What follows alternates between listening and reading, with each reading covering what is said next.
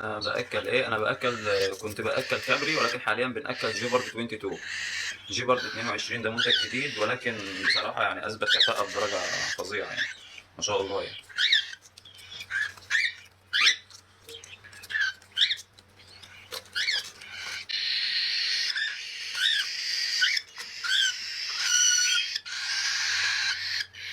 انا مش عارف اجيب ايه وصفيت ايه، انا ما صفيتش حاجه. انا ما صفيتش حاجه، فانا مش عارف انت عايز ايه.